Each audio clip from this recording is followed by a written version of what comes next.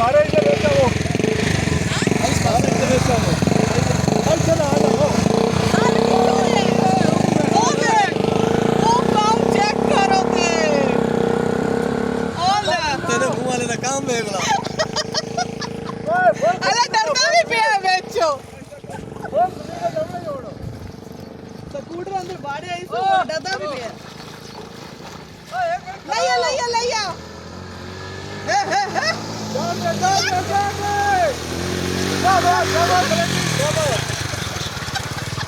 उस्ताद जी 2 minute ना सन लगी तो फिर वापस जावांगे आ बंद कर दे आग लगी मैं तो नहीं में चढ़दा लंबा बतेर और बस हो गई है उस नाल है और 2 मिनट से मगर बाणे मैं केड़े तेरे हत्थी पे पमदा मो चल बो पैसे अंदर वो भी देखा जो सुनने ना हो जाना आज काय बाली तक देखता पैसे पैसे हो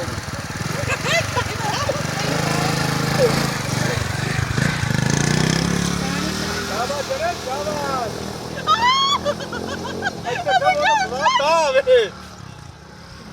अल्लाह पिच्चू मजो ढेर हो गया कभी आओगी ने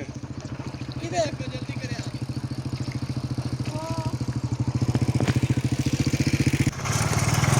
आ तू भी ले जाऊं मैं आई लो ये जी मोटरसाइकिल धोने का नया तरीका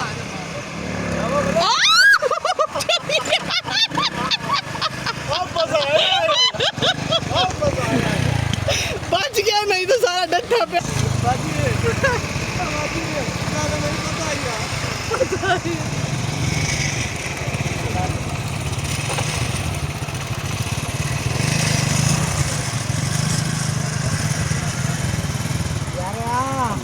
हाँ सो जी हम एक बहुत बड़ी लोकेशन पर मौजूद है और हमारा यानी कि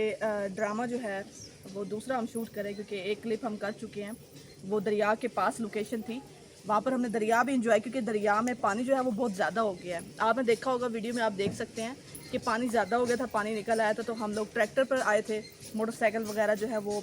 यानी कि पानी जो था उससे गुजार कर लेकर आए थे काफ़ी मुश्किल था लेकिन लोकेशंस यहाँ पर बहुत अच्छी होती है ज़ाहिर है लोकेशन यहाँ पे अवेलेबल होती हैं इसलिए इतना यानी कि मुश्किलात हमें बर्दाश्त करनी पड़ती है सिर्फ लोकेशन की वजह से लेकिन हमारा काम बहुत अच्छा निकल आता है और आप देख सकते हैं ये बहुत बड़ी लोकेशन है जिसे हमने कवर किया है और आपने ये स्टोरी देखनी है हमारे चैनल पर ठीक है बाटा प्रोडक्शन ऑफिशियल ये हमारा चैनल है जिस पर हमारी जितनी भी स्टोरीज़ हैं वो आती हैं और लोग बहुत पसंद करते हैं आप लोग बहुत इंजॉय करते हैं तो व्लॉग भी साथ साथ बनाते हैं और आपके लिए व्लॉग बना रहे हैं तो ये जी हमारी टीम है इस वक्त मौजूद ये है जी सब्बू जी बिल्कुल जी बिल्कुल अगर तुहानू पता असी तुहानू दिखाने माहौल भी साडा ऐसा ही होंदा है ना बिल्कुल खुला खुला ते असी माहौल भी तुहानू नाले नाल दिखाने ते नाले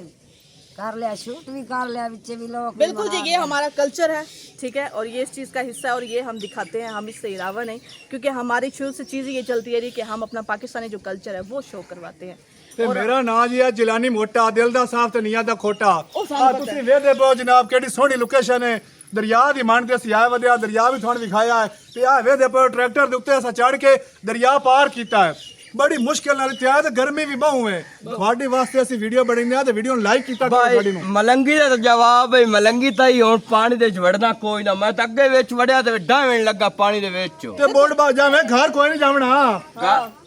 ਘਰ ਕੋਈ ਨਹੀਂ ਮੈਂ ਜਾਵਣਾ ਕਿਥਾਈ ਮੈਂ ਛੱਡੀ ਜਾਵੇ मैडम साहब ये दसो भाई जेड़े भाई जिलानी साहब हो रही हैं जल्ला ना करे जेड़ी फाड़ असा क्रॉस कीती जी उनदे विच लगे जांदे सन ट्रैक्टर मुड़ मंगावना पवना ना हाँ ये तो है गल साथ तू तो चलेगा कोई ना शाबाश रहमत है मैं एक मैच दरिया में बड़ा तू सारे कोई ना बड़े ਇਹਨੂੰ ਕੁੱਤੇ ਦੇ ਅੱਗੇ ਵਗਾ आए मूड तो सही है नहीं। चल इन कुत्ते को बुला यार, आ गए ना, कुत्ते के ना बगया, आ नहीं बगया, चल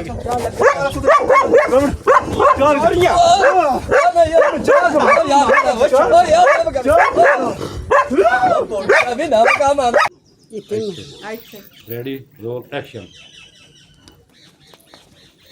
तेनू मैं आखिया की है ते तू कर दी की है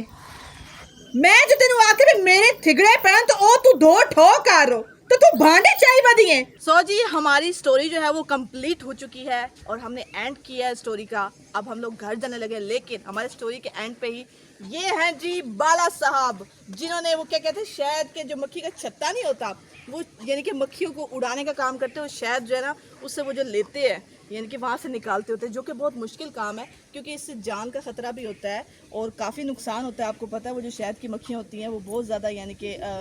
नुकसान पहुँचाती हैं इंसान को। लेकिन ये जी एक्सपर्ट है, सानू क्यों उड़ाऊं मैं और इतनी मक्खियां उड़ा छड़ियां सुनो उत्ते ਹੁਣ ਸਾਨੂੰ ਉਡਾऊं मैं ਤਾਂ ਸਾਨੂੰ ਵੀ ਥੋੜਾ ਜਿਹਾ ਮੱਖੀ ਦੇਵੀਂ ਲੈ ਓਏ ਵੇਖੋ ਸਾਨੂੰ ਧੂ ਕਰਨ ਦਾ ਪਿਆ ਕਿ ਸਾਨੂੰ ਵਾਇਰਸ ਚਮੜੀ ਹੋਈ ਹੈ।